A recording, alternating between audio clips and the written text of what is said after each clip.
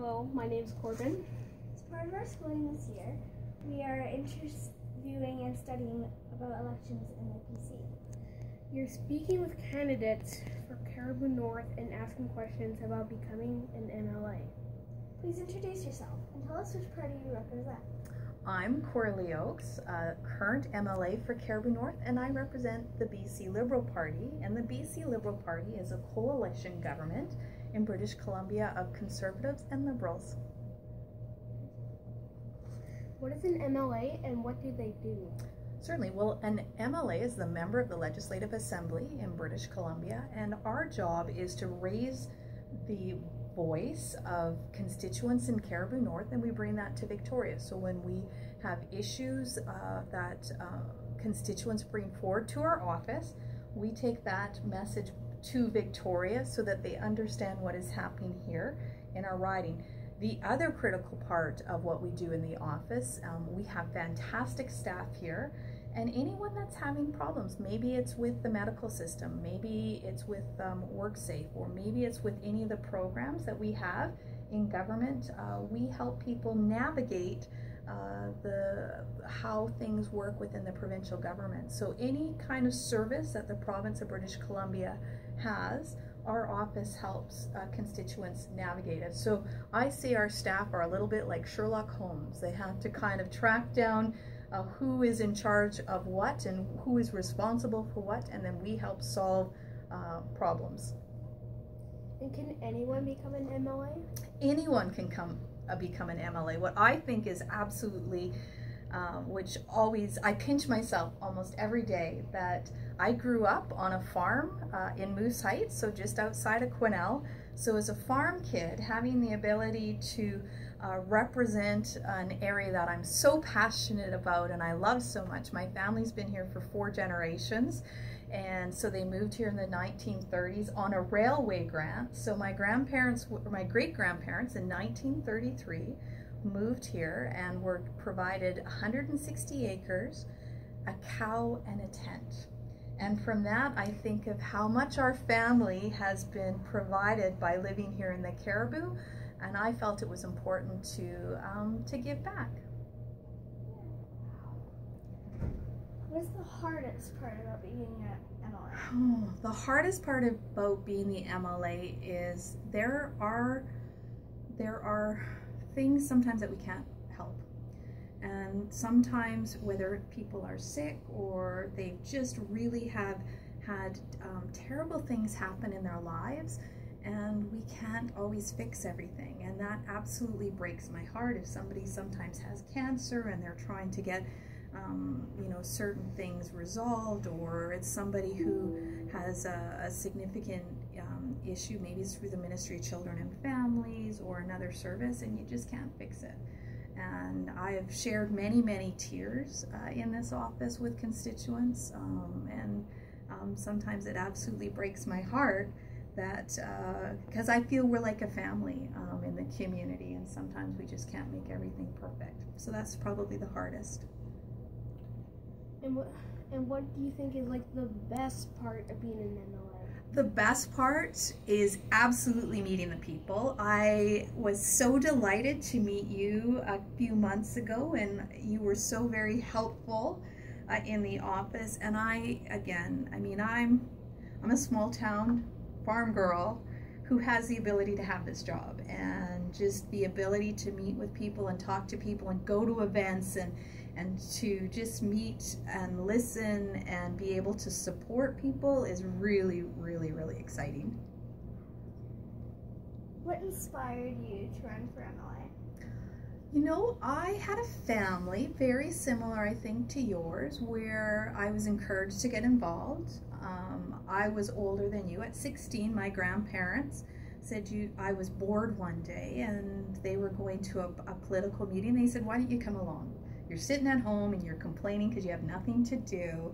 So my grandparents invited me to come to this meeting, and then I was asked what I think is really important, and I'm going to end this interview just giving you the heads up. I'm going to ask you what you think is important for young people that we should know as elected officials. So I'll let you put that in your back of your mind. And I felt that my voice mattered. And I think that's so important for all of us to make sure young people know that their voices matter and that you can make a difference. And so that's what inspired me, is my family to get involved. And I've had so many mentors over the years who have helped coach me and guide me and give me, you know, confidence to do the job. And why is it so important for everyone to vote? Excellent question. So I don't know if you're watching what's happening down in the United States right now. It's on all the news. It's, you know, with President Trump, and it's quite interesting to watch what's happening. Is, you know, one of the things that stood out to me is the day after the election, everyone came out to protest. And the thing is you got to show up to vote. You can't wait till the day after to say that you don't like something. You absolutely have to get out, and you have to make your voice heard, and you have to make sure you get engaged, and you have to vote at the time. That is our democracy. And the other thing I say that's really important, do you know what's coming up in April? It's the 100th anniversary of Vimy Ridge. And Vimy Ridge, for many of our family members, many of our pioneers, many of our veterans, they went overseas to fight during World War I so that we would have the freedoms we have today. And I always remember that it's critically important that when you have people that sacrifice so much overseas so that we can take advantage and benefit from anything, that we have to make sure that we have an obligation to vote.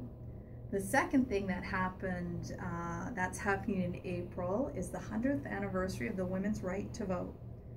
And I'm the 93rd woman ever elected in 100 years to be a representative, which I think is not a very high number.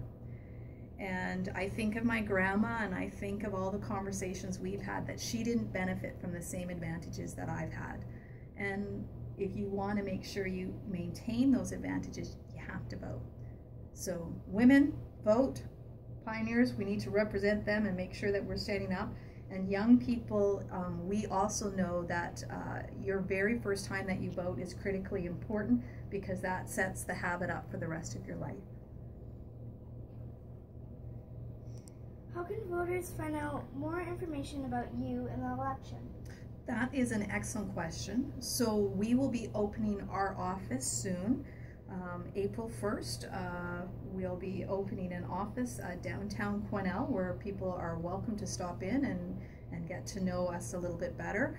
The writ does not get dropped until April 9th, and so then I stop being an MLA and I move into being a candidate, and people can go online. They can go to the Facebook page, Team Coralee, on Facebook for more information, or just Google Coralee Oakes, candidate for the BC Liberals. So now I have a question for you as well. What do you think, as candidates, that you think we should be paying attention to that's important to young people?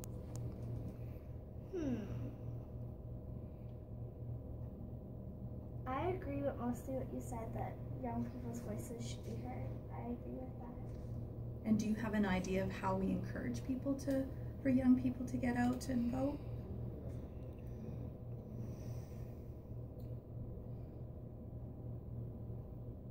Where do you think young people are getting information? Do you think Facebook's important now, like for us, or do you think in person's important? What do you think is the most important engagement for us as candidates for young people? I think it would be actually physically worrying about the person actually in person, like actually talking to them, because if you want to like look it up online or so and ask them online, you're not really talking to them. I agree with you. So making sure that I make myself available for young people if they want to sit down and have an actual conversation, I think that's very good advice. Yeah. Any final questions?